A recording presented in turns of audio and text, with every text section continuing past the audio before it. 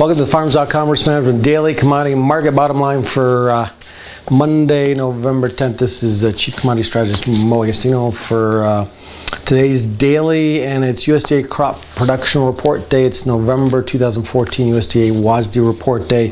This report there weren't big surprises other than perhaps the corn yield coming in at 173.5 versus last month at 174.2. Lately, as we've gotten into the final stages of harvest, it's been really a south and an east versus a west and north. As you travel further west and further north, the yields are not as good as expected. However, this crop production report was only based on about 11,000 samples, farmer samples. By the time you get to the the final number, the January report in 2015, that's based on 60,000 farmers surveyed. So we can rule out that this number could still climb, both the corn and bean number, but this is really an interim report. Other than that, the numbers came in within expectations.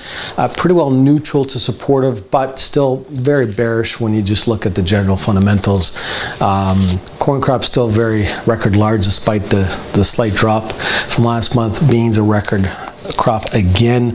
Demand for corn only up 5 million. It was a drop in yield that dropped ending stocks about 73 million bushels versus last month. On the soybean side, we got demand up 32 million. But despite that, ending stocks remained unchanged because of the higher yield. And then wheat, a little bit of a surprise to the downside on ending stocks, but global ending stocks do climb once again. So, after the big report performance we had in the month of October, I think a lot of this report was baked into the prices. So what do you do from here on in? Well, I think we found a new trading range. The trading range on corn is probably 320 to 375. Beans, 905 to 1050, and so on and so forth. You can look at our chart that I've provided. We're trading at the upper end in most cases of this range. Again, we'd be a seller. Reward the rally. If you haven't, sold thus far, maybe you need to catch up on sales. We put out a new grain marketing recommendation on Friday, October 31st. Our price targets for year end at $4 corn, $11 beans, and so on and so forth. You can look at the chart. Those are questionable because the market's changing their focus from a supply market to a demand market. I'm not sure demand is that strong, particularly with a very strong US dollar, to take you up to those levels. We may have to postpone those targets to 2015. I think the early Christmas rally has already happened. I'm not sure we're going to be able to add to that going forward. I think we're going to probably have to retest some of the bottom or the mid-range of the new range that I've been mentioning here before we head higher in 2015. One key ingredient, one factor that may drive prices going forward, you got to keep an eye on those meal prices, because meal in the month of October contributed to a big chunk of that bean rally. We were down $9 a short ton today.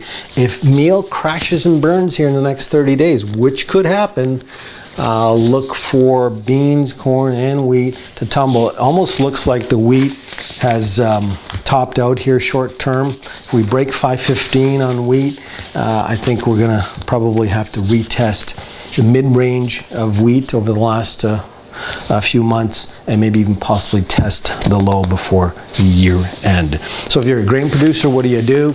Again, just catch up on sales, reward the rally if you already haven't done that. For livestock producers, be patient on booking feed. Let's look for lower prices.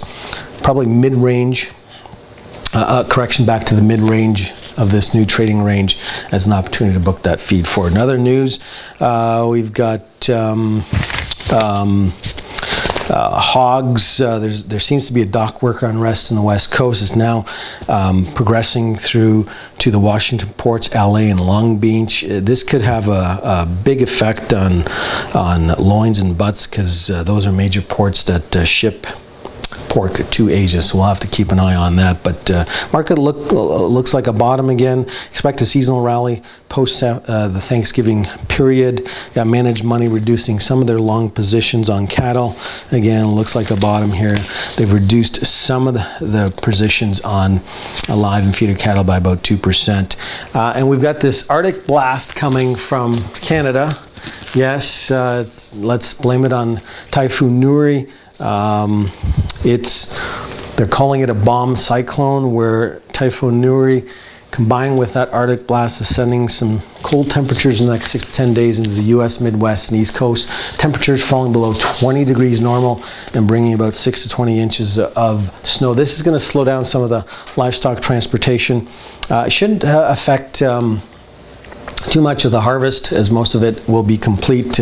Market's looking for 90-95% complete on beans in the USDA crop progress report later out today, and corn coming in about 80-85%. This is similar to the polar vortex we saw last year, but it's earlier, so hopefully we don't experience another one like last year, but it's definitely going to get cold here soon. And that is it for today. Until next time, thanks for watching. Have a great day.